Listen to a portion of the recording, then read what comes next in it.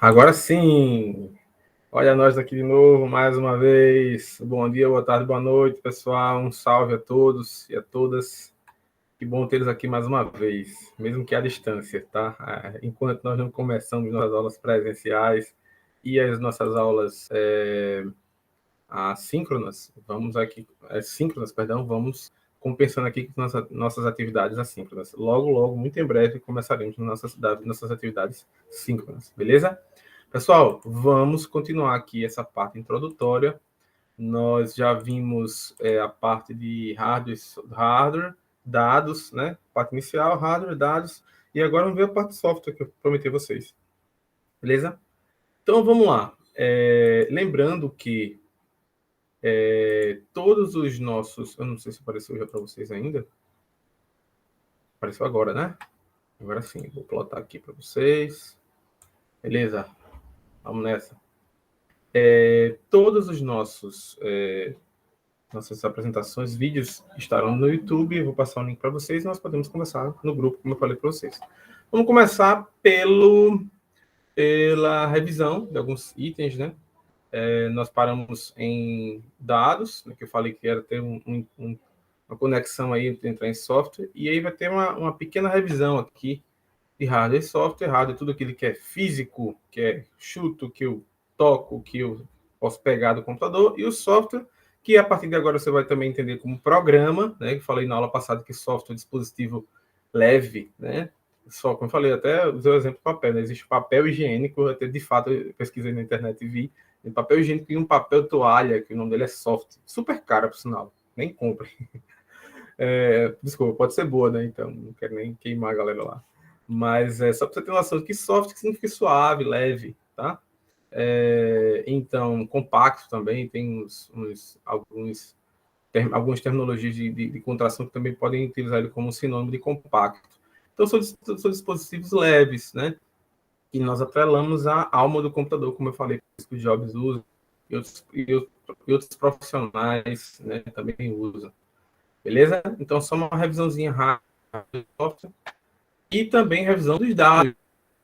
No passado eu falei bit e byte, mas eu esqueci de passar lá a terminologia em inglês, né? Bit vem de binário, de dígito binário, não. Binário, dígito, tá? Dígito binário, aquela questão de componente básico da memória, unidade de formação da memória, pode ser 1 ou 0 ligado ou desligado, né? Lembra que eu falei para vocês, 0 ou 1. O byte é um grupamento de 8 caracteres, que podem representar letras, caracteres alfanuméricos, e é possível representar até 256 caracteres diferentes com símbolos. Era possível, hoje em dia muito mais, né? Falei que os japas já estão na base dos 6.000. Isso aqui tem em livros, inclusive matéria que eu estou passando para vocês. Mais de 6.000 caracteres. Fui pesquisar, eu falei que tinha 5.000 alguma coisa, tem mais de 6.000. Eles inventam quase todos os dias um novo caractere do código, beleza?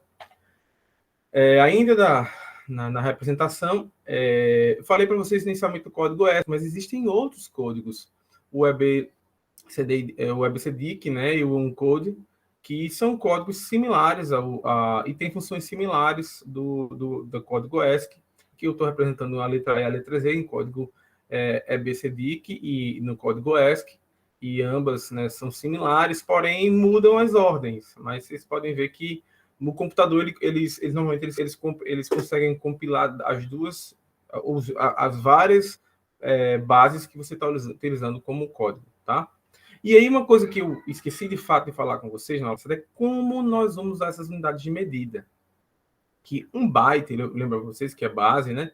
Então, a base 12 elevado a alguma coisa, como eu falei na aula passada de conversão de dados. Sempre a base 10, né? A base 10, se você basear no sistema decimal. Então, 2, a base 10 significa 1 quilo ou 1K ou 1.000 bytes. E se você pegar aqui, eu deixei até o computador disponível aqui, o Excel ligado, para mostrar isso para vocês. Ó, se eu pegar aqui igual, que é inserir função, calma, eu vou mostrar isso para vocês nas próximas aulas. 2, digitei o número 2, elevado o acento circunflexo, tá? Elevado, ele não aparece, digitei, mas ele não aparece. A 10, ó, tá vendo aqui, ó, dá um zoom. Aqui, dá um zoomzão aqui, ó, presta atenção. Ó, 2 elevado a 10, você der um enter aqui, significa, a representatividade matemática dele é 1024. Então, é por isso, é por isso que um kbyte, né, ele tem 1024 bits, tá? 1024, bytes mesmo, bytes, não bits. 1024 bytes, tá? Então, ele está disposto em então o valor nunca é redondinho, porque é uma expressão numérica. Eu falei para vocês que estamos, né, evoluindo em relação a kbyte, megabyte, gigabyte, terabyte, ou seja, trilhão de bytes, né? Então, atualmente, nós estamos na era dos terabytes, pelo menos em armazenamento, né? Em processamentos, estamos um pouco mais à frente. 90 bytes já para alguns mainframes, alguns supercomputadores, e dizem as más línguas que até o final dessa década chegaremos ao zettabyte. Eu acho muito difícil, mas vamos lá. E o máximo que esse é quantificado até o momento é o yottabyte, né, que chega na parte do heptalhão, trilhão, enfim, 10 vezes de trilhão, de milhão. Eu não sei o nome disso aí, não.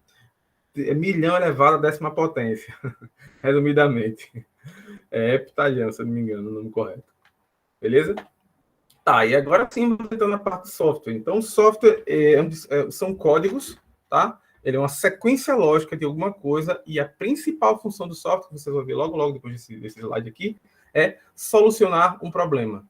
Todo software, todo programa que você vê em qualquer lugar, seja no seu celular, seja no seu computador, seja em qualquer lugar, ele serve para solucionar um problema. Então, os softwares, eles são divididos, antigamente era dividido em mais partes. Eram softwares aplicativos, softwares de sistemas e os programadores. Hoje em dia, os programadores, eles entraram dentro do software de sistema, se tornaram também sistemas de desenvolvimento, tá?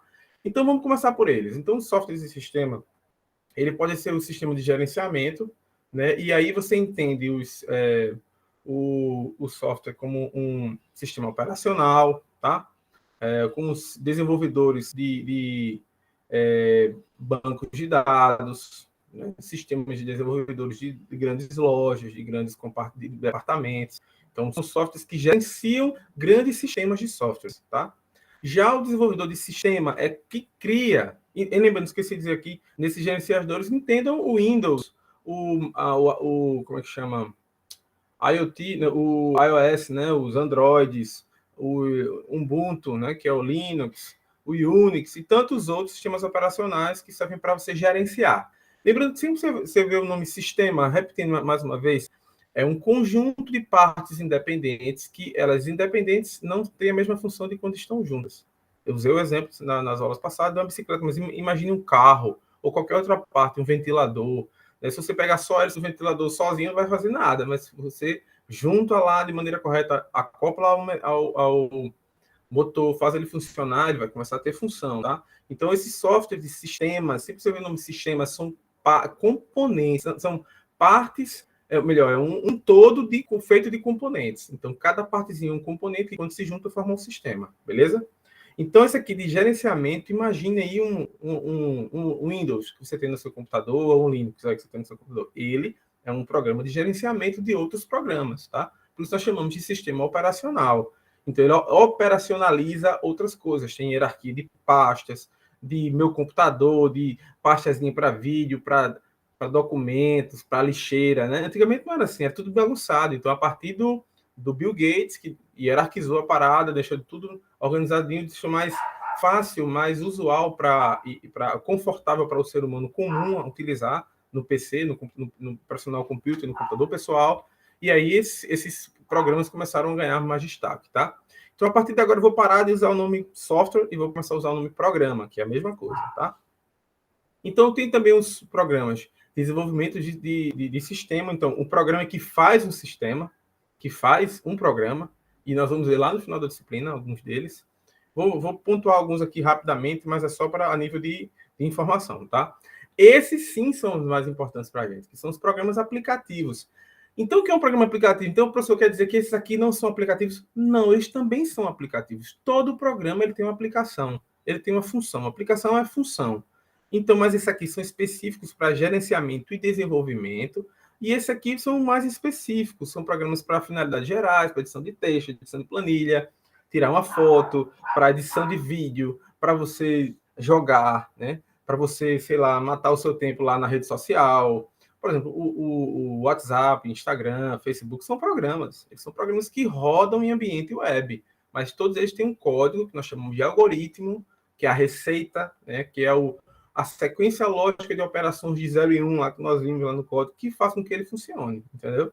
E compreendam que todos os programas aplicativos, eles são específicos para funções específicas, tá? Para construir alguma coisa, como AutoCAD, para, sei lá, enfim, tem aplicações específicas, mas todos eles no total servem para, a principal função deles é resolver um problema, tá vendo? Você tem um problema na vida real, aqui veja que está no mundo real, tem um problema. Quando você consegue mentalizar a solução, você vai adaptar a forma da máquina, a linguagem da máquina, que aí a sequência lógica que você tem aqui mentalizando, tipo, ó, putz, eu preciso fazer um bolo. Mas para ter um bolo eu tenho que ter primeiro os itens, margarina, farinha de trigo, açúcar, ou manteiga, né? Açúcar, leite, fermento, alguma coisa que eu queira colocar a mais, e ovos. Beleza, você já tem os itens. Como fazer? O que fazer e como fazer vai ser essa adaptação para o algoritmo. O algoritmo é a receita. Primeiro pega o açúcar e a margarina ou a manteiga, bate até dissolver o açúcar. Depois bota os líquidos, bota leite e os ovos até tirar o cheiro do ovo. Bate bem muito. Depois bota os sólidos. Bateu bem muito, tá perto do final, coloca o fermento. Viu, mulheres? Eu morei a minha vida toda sozinho sem cozinhar. Brincadeira, né? Eu não quero ser não quero levantar bandeiras, tá? Só estou brincando aqui. Mas sim, eu adoro cozinhar. Então, essa sequência lógica de informações, essa receita, esse roteiro, nós chamamos de algoritmo, que é o coração, que é o código base de solução do problema de um programa. O programa ele serve na necessidade de solucionar um problema, beleza? Aí, essa parte aqui de dentro da máquina, nós vamos ver depois. Se der tempo, nós vamos ver depois, que é que linguagem eu vou utilizar para solucionar, para ficar mais fácil para execução, onde é que vai rodar, que plataforma vai rodar, vai ser em Android, vai ser no computador, entendeu? Qual a linguagem? Isso aí é lá para frente. E aí tem um programa de tradução, de interpretação, enfim, nós vamos ver mais na frente o que significa. Mas entenda que todo programa ele surge na necessidade de solucionar um problema, beleza? Bora lá. Então, os aplicativos, eles, como eu falei, servem para os programas aplicativos, eles servem a coisas com necessidade de aplicabilidade para solucionar problemas, pagamento, contabilidade, correção de provas, editor de texto, planilhas eletrônicas, enfim. Os de sistema, como eu falei, para operacionalizar sistemas como o Unix, o Linux, como o Windows. Então, um exemplo, o MS-DOS, que eu esqueci de comentar, que é aquela tela pretazinha que surge. Eu vou colocar aqui, dá para mostrar para vocês o MS-DOS. Se você apertar aqui no Windows R, acho que eu já mostrei na aula passada como é que faz isso, tem a teclinha que está do lado do Alt aqui no teclado, e tem uma janelinha. Nessa janelinha do Windows, aí você bota o Windows R, vai aparecer isso aí. Aí você bota aqui, deixa eu ver, CMD. E aí você vai ver o prompt de comando. Isso aqui é o MS-DOS. Na verdade, ele é o coração, que nós chamamos de kernel, da Microsoft Windows. Ou seja, bonitinho para a gente, aparece aquela janela. O Windows quer dizer isso, né? Janela. Bonitinho, você tem um gramado, tem as florezinhas, tem a montanha, a nuvenzinha e tal. Porque quando, é isso que eles queriam, que fosse uma coisa tão agradável de se ver, que dá vontade de você ficar todo no computador. O Windows quis fazer isso, entendeu? Mas, na verdade, o background, né? Ou seja, o termo é feio, mas o backstage, aquele que está por trás da cortina, né? O que está por trás de tudo, que está lá escondidinho lá no fundo, é isso aqui. O que faz o computador funcionar é essa linguagem preta aqui, essa caixinha preta aqui. Ó. Por exemplo, se eu quiser ver aqui as minhas redes, ipconfig, lógico que tem várias configurações e tal. Aqui está a minha configuração de IP local, que eu vou até deletar, porque pode ser que alguém manje disso aqui. Então, existem várias plataformas modernas que usam essa primeira versão do MS-DOS, que significa Microsoft, Disk Operating System. Isso aqui, ó, o DOS, tá vendo aqui? É MS-DOS, que é Microsoft Disk Operating System. Então, sistema de operação de discos da Microsoft, ele gerencia teus discos inteiros aqui do computador, tá? E ele é um programa de organização de outros programas, por isso nós chamamos de sistemas operacionais, tá? Então, ele tem a função de gerenciar memória, gerenciar processador, gerenciar arquivos e dispositivos de entrada e saída. Eu queria destacar um especificamente, que é a BIOS. Já aconteceu alguma vez com você, que você está usando o computador e dá uma tela azul da morte, a gente diz, né? Aparecem uns códigos, aquilo é um grito desesperado da BIOS. Quando você liga um computador, vira e regra, a primeira coisa que aparece é a marca da placa-mãe. Aquela marca da placa-mãe, se você apertar Delete, ou ESC, ou F2, ou F8, enfim, cada função, cada placa vai ter embaixo um códigozinho. Aperte tal tecla para entrar no BIOS. A BIOS significa Basic Input Output System, que é justamente isso aqui, ó. Então, sistema básico de entrada e saída. Então, basicamente é o sistema operacional da placa-mãe. Então, uma primeira dica que eu vou dar a vocês, assim, nesse sentido, é que todo computador, isso é questão de prova de concurso, a galera que há muito já vi, meus alunos sempre me procuram para ter essas dúvidas. Todo computador ele necessita de, no mínimo, 2 programas para funcionar. 2 sistemas operacionais. Nunca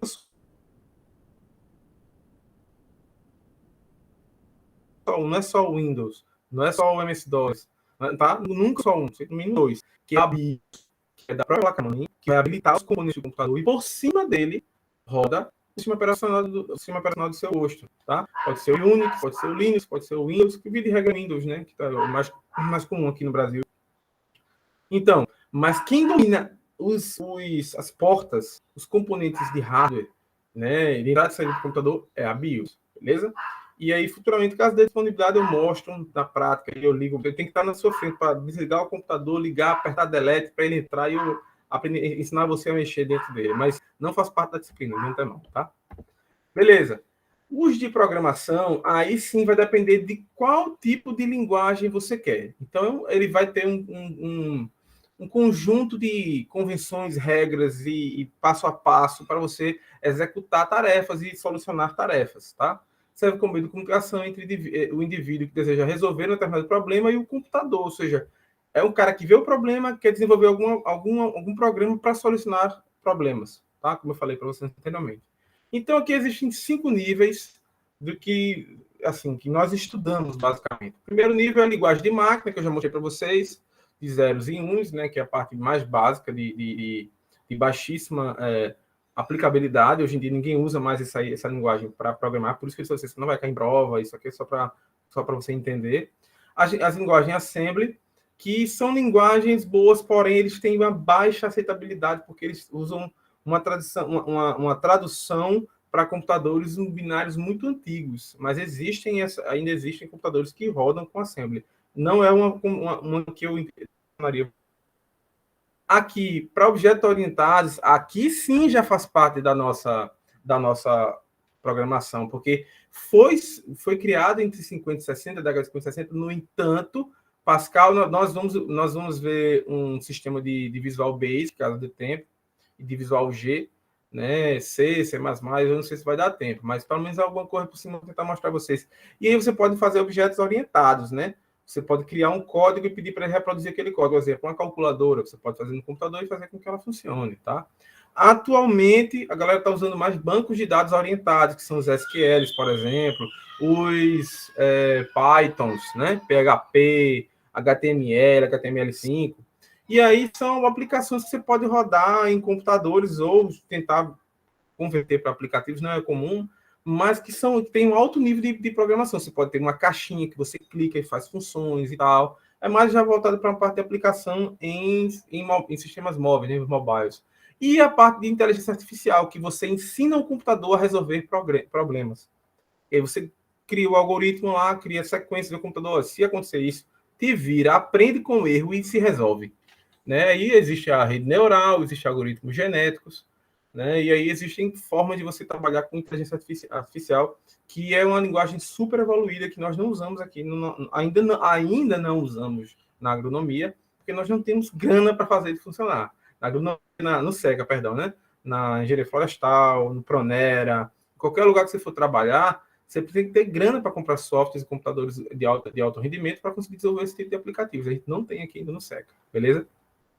E os níveis de linguagens vão do baixo nível até o alto nível, obviamente, em função da geração que você quer, da terceira geração em diante. Então, nós temos 5 gerações. Da primeira e a segunda, que nós vamos até usar alguma coisa, né? Não, aqui não vamos usar o Assembly.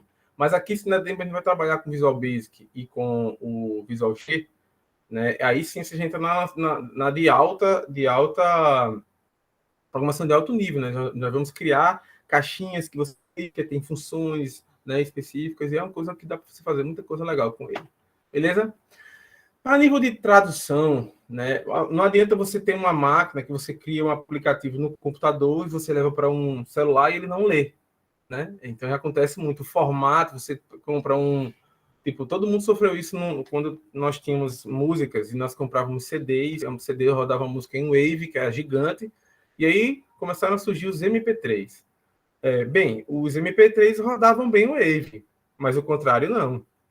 Os discos antigos, os toca-discos, né, os CDs, toca-CDs, perdão, que só rodavam o Wave, quando chegou um formato mais compacto, como o MP3 de música, ele não rodava. Então é muito isso aqui, tá?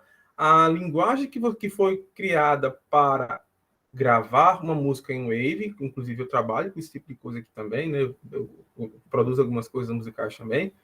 Ela tem que ser mediante não ao que você tem no computador, e sim o que a pessoa vai ter em casa para fazer reprodução, entendeu?